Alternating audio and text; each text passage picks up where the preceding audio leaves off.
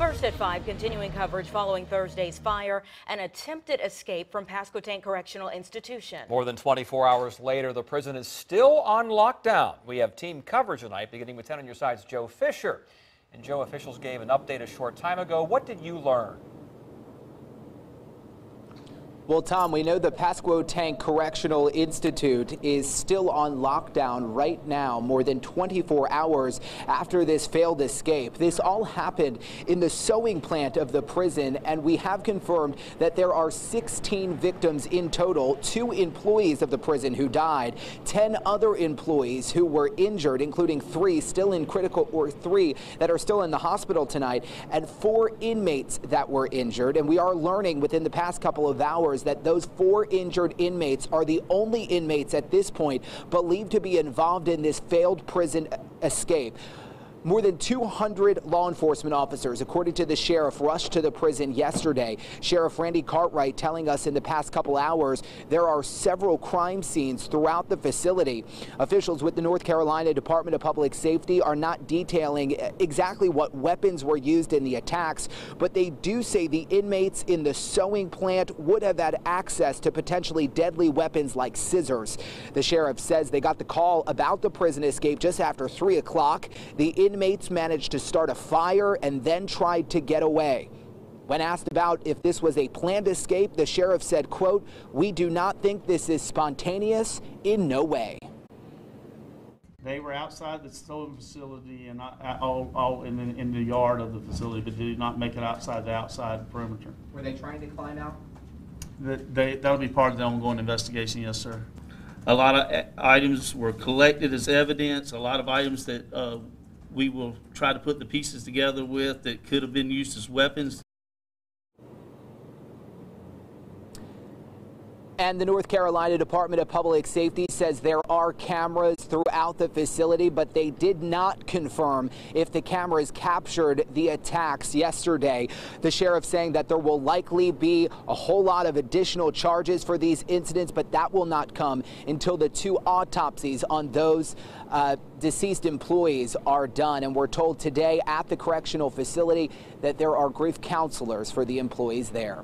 We're going to continue to follow this, and we'll have another update for you on WAVY News 10 at 6 o'clock. That is the latest in Pasquotank County. I'm Joe Fisher, 10 on your side. And our team coverage continues. We're also learning more about the 2 correctional officers killed in yesterday's violence, 35-year-old Justin Smith and 50-year-old Veronica Darden. 10 on your side's Jason Marks talked to Darden's daughter. He joins us live now from Pasquotank County as well. Jason. Yeah, guys, Veronica Darden's daughter says she was the rock of the family, the person that everyone in the family could go to. We now know that she was killed by those inmates, the same inmates that she was protecting yesterday. She was the best person in the world. Looking at the Pasquotank Correctional Institute today, you don't get a sense of the tragedy that happened inside those walls. She told me it was a riot going on at the prison. Jasmine Herring rushed to Elizabeth City. Her mom, 50-year-old Veronica Darden, was a supervisor in the sewing plant where the events began. I was like, okay, maybe she just got injured. By the time Herring arrived, she learned her mother was dead. Darden worked for the past decade at the prison and worked her way up the ranks from officer to manager. She loved her job.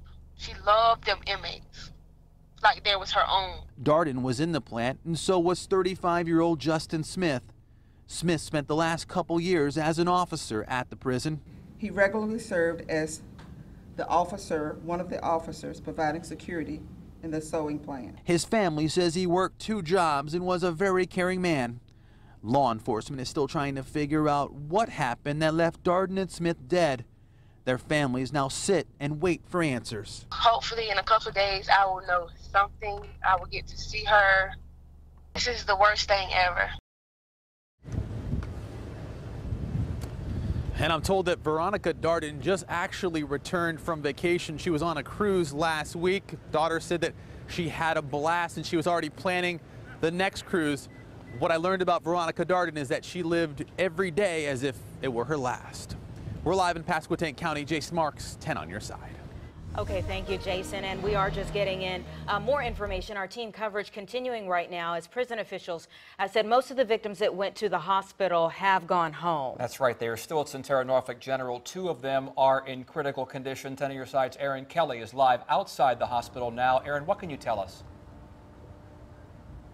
Well, I have been talking to the aunt of one of the victims, that is Jeffrey Howe. She says that he was attacked with a hammer, had surgery, and is in the neuro ICU, and she is asking everyone for their prayers. Now, I want to get to some video of a Coast Guard helicopter from Elizabeth City arriving yesterday. Centera officials say that 10 of the 14 people transported are employees. The other 4 are inmates. The 3 employees that are still here have been identified by officials as correctional officers Wendy Shannon and George Midget, along with maintenance mechanic Jeffrey Howe.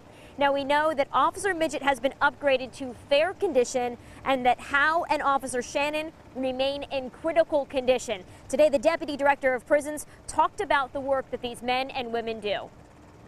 Correctional officers work every day to keep you safe.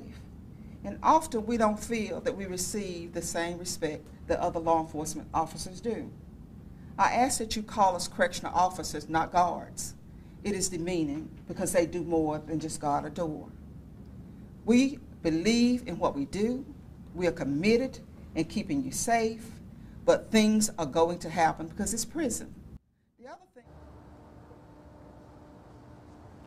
And again, everyone else who did go to the hospital related to this incident, we understand they have been released. Again, 3 people remain here at Centera Norfolk General Hospital, 2 of them critical. Live in Norfolk, Aaron Kelly, 10 on your side.